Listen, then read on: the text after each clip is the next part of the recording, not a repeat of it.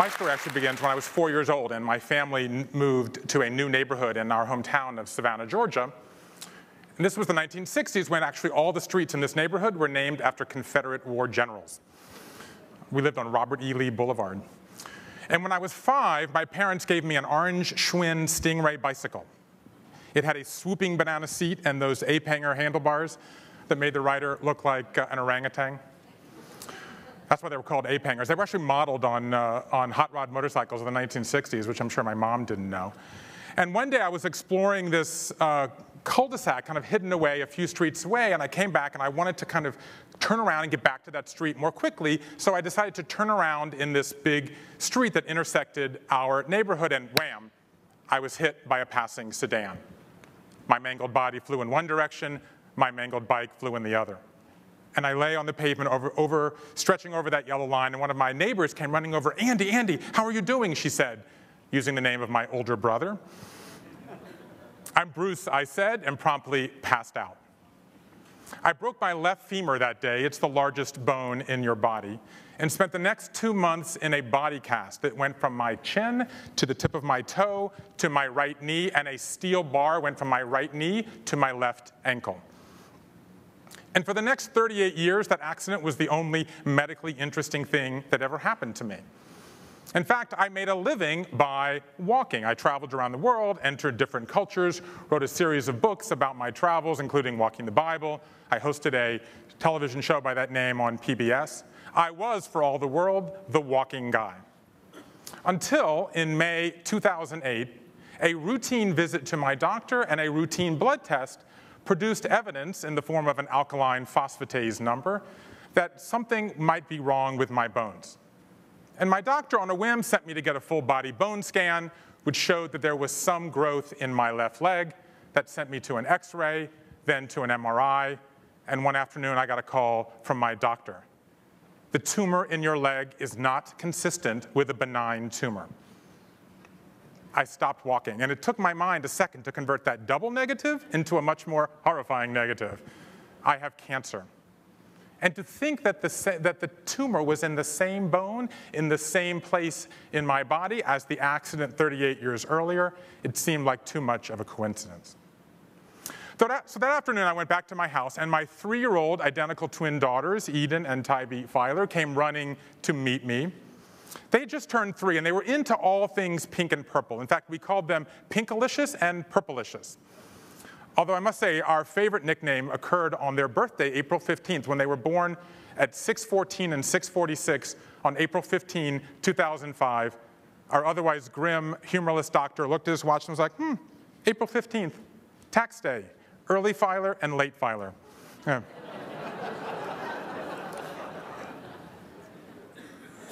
The next day he came to see him, I was like, "Doctor, that was a really good joke." And he was like, "You're the writer, kid." Anyway, so they had just turned 3, and they came and they were doing this dance they had just made up where they were twirling faster and faster until they tumbled to the ground, laughing with all the glee in the world.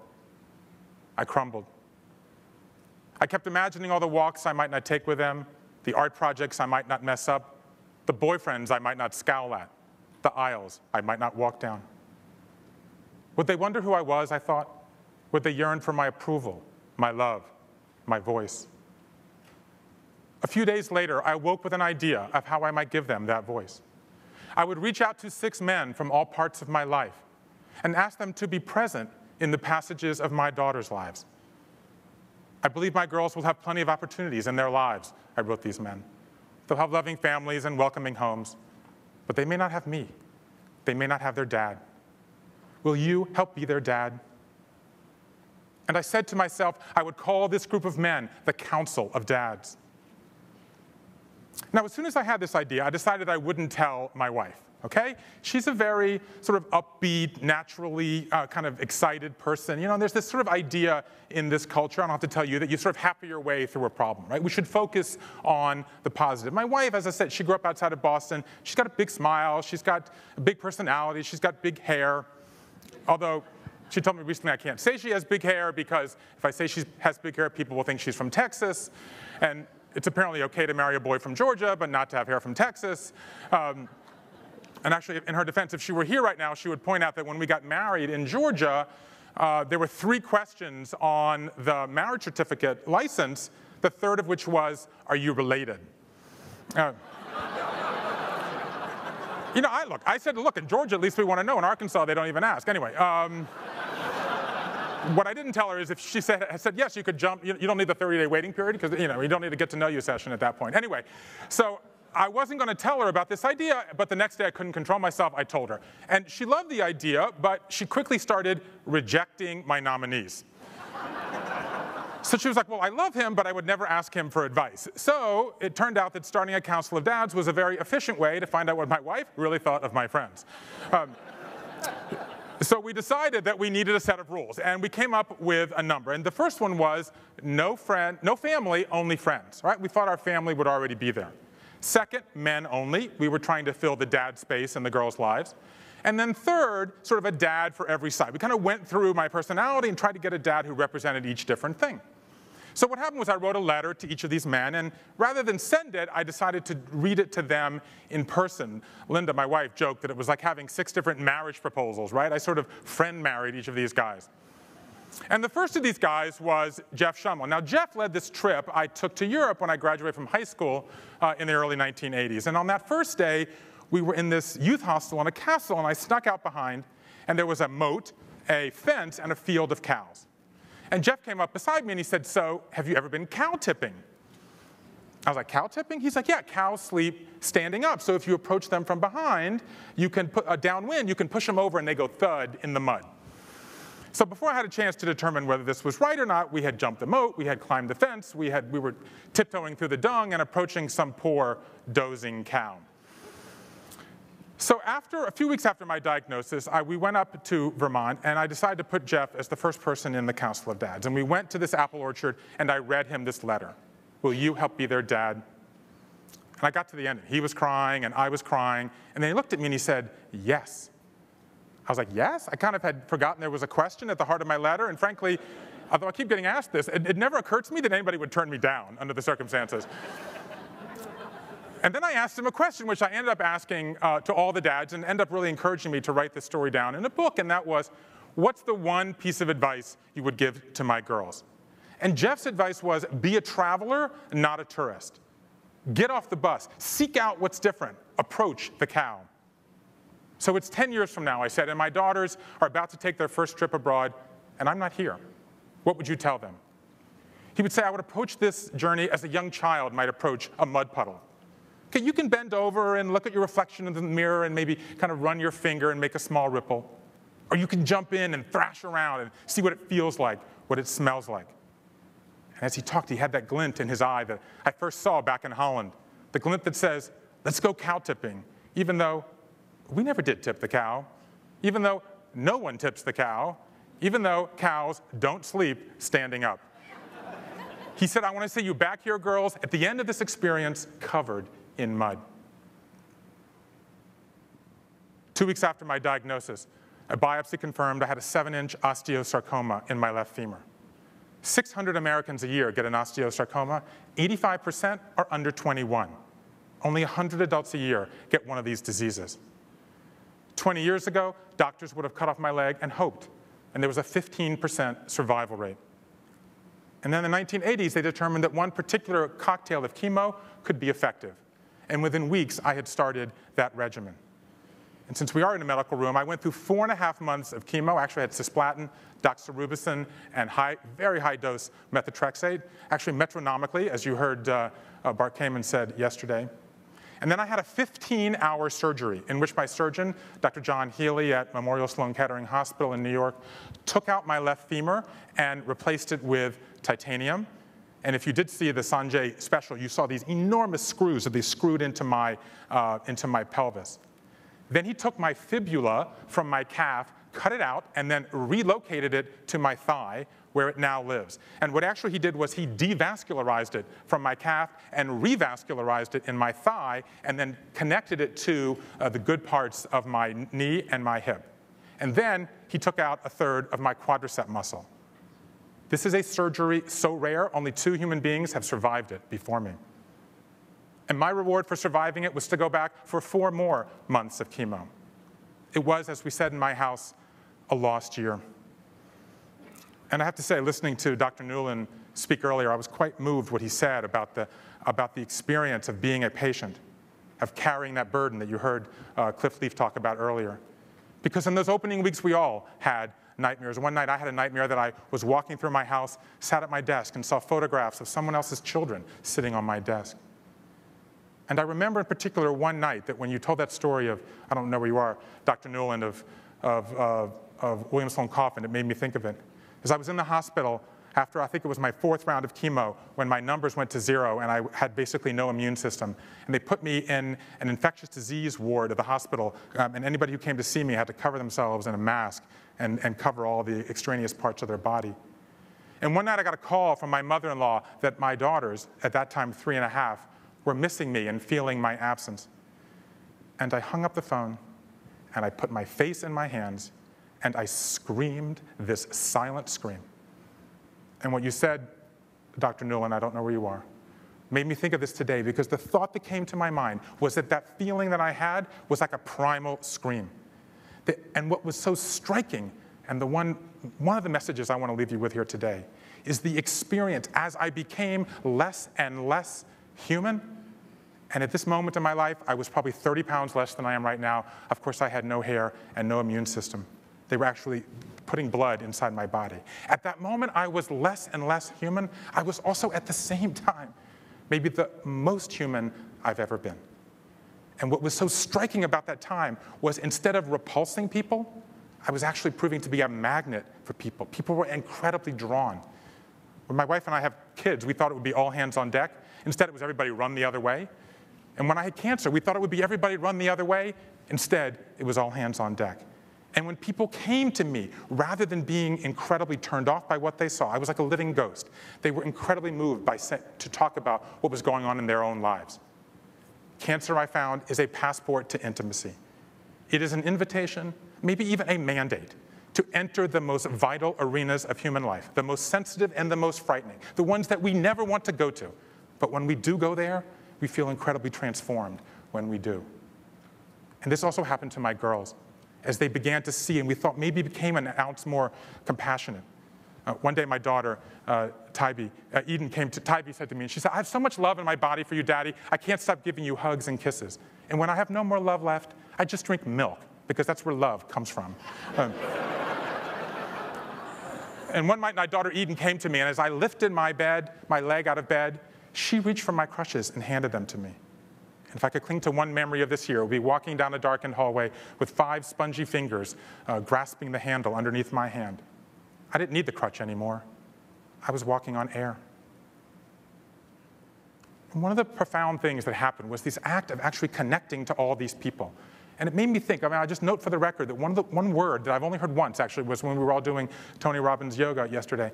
The one word that has not been mentioned in this seminar actually is the word friend. And yet from everything we've been talking about, compliance or addiction or weight loss, we now know that community is important, and yet it's one thing that we don't actually bring in. And there was something incredibly profound about sitting down with my closest friends and telling them what they meant to me.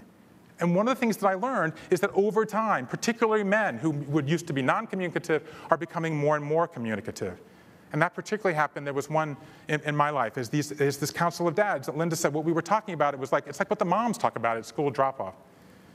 And no one captures this modern manhood, to me, more than David Black. Now, David is my literary agent. He's about 5'3½" on a good day, standing fully upright in cowboy boots. And on the kind of the manly male front, he answers the phone. I can say this, I guess, because you've done it here. He answers the phone, "Yo, motherfucker." He gives boring speeches about obscure bottles of wine. And on his 50th birthday, he bought a convertible sports car. Although, like a lot of men, he's impatient. He bought it on his 49th. But like a lot of modern men, he hugs, he bakes, he leaves work early to coach Little League. Someone asked me if he cried when I asked him to be in the Council of Dads. I was like, David cries when you invite him to take a walk. But he's a literary agent, which means he's a broker of dreams in a world where most dreams don't come true. And this is what we wanted him to capture, what it means to have setbacks and then aspirations. And I said, what's the most valuable thing you can give to a dreamer? And he said, a belief in themselves. But when I came to see you, I said I didn't believe in myself. I was at a wall. He said, I don't see the wall, and I'm telling you the same. Don't see the wall. You may encounter one from time to time, but you've got to find a way to get over it, around it, or through it. But whatever you do, don't succumb to it. Don't give in to the wall. My home is not far from the Brooklyn Bridge. And during the year and a half I was on crutches, it became a sort of symbol to me. So one day near the end of my journey, I said, come on, girls, let's take a walk across the Brooklyn Bridge. We set out on crutches, and I was on crutches, my wife was next to me, my girls were doing these kind of rock star poses up ahead. And because walking was one of the first things I lost, I spent most of that year thinking about this most elemental of human acts.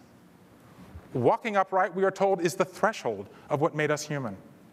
And yet for the 4 million years humans have been walking upright, the act is essentially unchanged. As my physical therapist likes to say, every step is a tragedy waiting to happen. You nearly fall with one leg, then you catch yourself with the other. And the biggest consequence of walking on crutches, as I did for a year and a half, is that you walk slower. You hurry. You get where you're going, but you get there alone. You go slow, you get where you're going, but you get there with this community you built along the way. At the risk of admission, I was never nicer than the year I was on crutches. 200 years ago, a new type of pedestrian appeared in Paris. He was called a flaneur, one who wanders the arcades. And it was the custom of those flaneurs to show they were men of leisure by taking turtles for walks and letting the reptile set the pace. And I just love this ode to slow moving, and it's become my own motto for my girls. Take a walk with the turtle. Behold the world in pause. And this idea of pausing may be the single biggest lesson I took from my journey. There's a quote from Moses on the side of the Liberty Bell. And it comes from a passage in the book of Leviticus that every 7 years you should let the land lay fallow. And every 7 sets of 7 years, the land gets an extra year of rest, during which time all families are reunited and people surrounded with the ones they love. That 50th year is called the Jubilee year, and it's the origin of that term. And though I'm shy of 50, it captures my own experience. My lost year was my Jubilee year. By laying fallow, I planted the seeds for a healthier future and was reunited with the ones I love. And on the 1-year anniversary of my journey, I went to see my surgeon, Dr. John Healy. And by the way, Healy, great name for a doctor. He's the president of the International Society of Limb Salvage, which is like the least euphemistic term I've ever heard. And I said, Dr. Healy, if my daughters come to you one day and say, what should I learn from my daddy's story, what would you tell them? He said, I would tell them what I know. And that is, everybody dies, but not everybody lives. I want you to live. I wrote a letter to my girls that appears at the end of my book, The Council of Dads, and I listed these lessons, a few of which you've heard here today. Approach the cow, pack your flip-flops, don't see the wall, live the questions, harvest miracles. As I looked at this list, to me it was sort of like a psalm book of living. I realized we may have done it for our girls, but it really changed us. And that is the secret of the Council of Dads, is that my wife and I did this in an attempt to help our daughters, but it really changed us. And so I stand here today, as you see now, walking without crutches or a cane. And last week I had my 18-month scans. And as you all know, anybody with cancer has to get follow-up scans. In my case, it's quarterly. And all the collective minds in this room, I dare say, can never find a solution for scan anxiety. As I was going there, I was wondering, what would I say, depending on what happened here? I got good news that day, and I stand here today, cancer-free, walking without aid, and hobbling forward. And I just want to mention briefly in passing, I'm past my time limit, but I just want to briefly mention in passing that one of the nice things that can come out of a conference like this is at a similar meeting back in the spring, Ann Wojcicki heard about our story, and very quickly, in a span of 3 weeks, put the full resources of 23andMe, and we announced an initiative in July to decode the genome of all anybody with a living person with a hard tissue bone sarcoma. And she told me last night, in the 3 months since we've done it, we've got 300 people who've contributed to this program. And the epidemiologist here will tell you, that's half the number of people who get the disease in 1 year in the United States. So if you go to 23andMe or if you go to councilofdads.com, you can click on a link, and we encourage anybody to join this effort. But I just close what I'm been talking about by leaving you with this message.